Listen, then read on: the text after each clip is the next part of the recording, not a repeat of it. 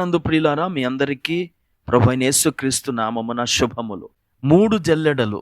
ఒకసారి సోక్రటీస్ దగ్గరకు తన మిత్రుడు వచ్చి, ఇది నీకు తెలుసా, నీ ఫ్రెండ్ గురించి నేను ఒక విషయాన్ని విన్నాను అంటూ ఉత్సాహంగా సోక్రటీస్ యొక్క ఫ్రెండ్ను గురించి ఏదో చెప్పబోయాడు.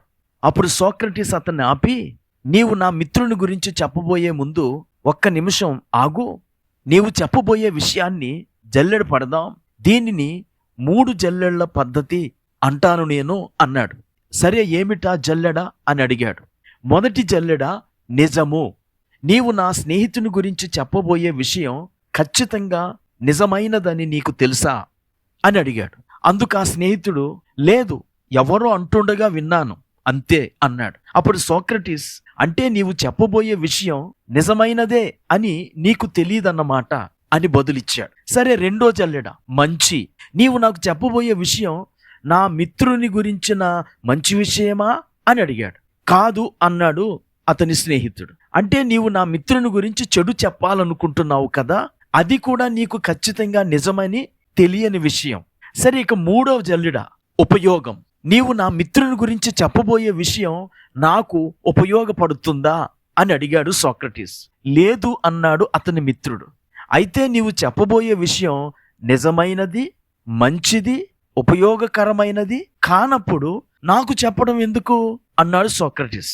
ప్రియులారా, దేవుని బిడ్డలమైన మనం కూడా ఏదైనా ఇతరులకు చెప్పే ముందు ఈ 3 జల్లెళ్ల పద్ధతిని మనము ఉపయోగించాలి. మొదటిది నిజం. ఎఫెసీ 4:25లో మనము ఒకనికొకరము అవయవములై ఉన్నాము గనుక మీరు అబద్ధమాడుట మాని ప్రతి వాడును తన పొరుగు వానితో సత్యమే మాట్లాడవలెను అని మనం చదువుతాం. మనము కూడా మన సంభాషణలకు సత్యం అనే మొదటి జల్లెడను వాడాలి. ఈ సత్యం అనే జల్లెడను వాడినప్పుడు అబద్ధపు వార్తలు అనగా రూమర్స్ను ప్రచారం చేయకుండా ఉంటాము. ఆ రూమర్స్ అనేక సార్లు మన సంబంధాలను పాడు చేస్తాయి. రెండో జల్లెడ, మంచితనం. అదే ఎఫెసీ పత్రిక 4:29 వినువారికి మేలు కలుగునట్లు అవసరమును బట్టి క్షేమాభివృద్ధికరమైన అనుకూల వచనమే పలుకుడి అంటాడు.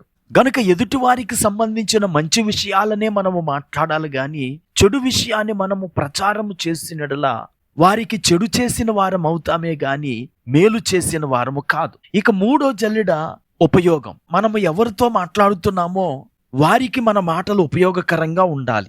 కొరింథీయులకు రాసిన మొదటి పత్రిక 10:23 అన్నిటి యందు నాకు స్వాతంత్ర్యము కలదు గాని అన్నియు క్షేమాభివృద్ధి కలుగు చేయువు అంటాడు అపోస్తలుడైన పౌలు. గనుక మనము ప్రయోజనము అనే 3వ జల్లెడను వాడాలి. ఈ మాటలు వింటున్న ప్రియ స్నేహితులారా, మీరు కూడా ఇతరులతో మాట్లాడేటప్పుడు నిజము అనే జల్లెడను వాడండి, మంచి అనే జల్లెడు వాడండి, ఉపయోగకరమా లేదా అనే జల్లెడను వాడండి.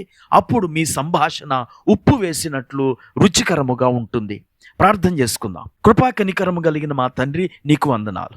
మీరు మా నాలుకను నియంత్రించండి. మేము మాట్లాడుటకు నిదానించే వారముగా ఉండుటకు సహాయం చేయండి. ఎదుటి వారికి కీడు కలిగించే మాటలు మేము మాట్లాడకుండా క్షేమాభివృద్ధికరమైన మాటలే మేము మాట్లాడే కృప అనుగ్రహించమని యేసుక్రీస్తు నామమున ప్రార్థించి వేడుకుంటున్నాము. ఆమేన్.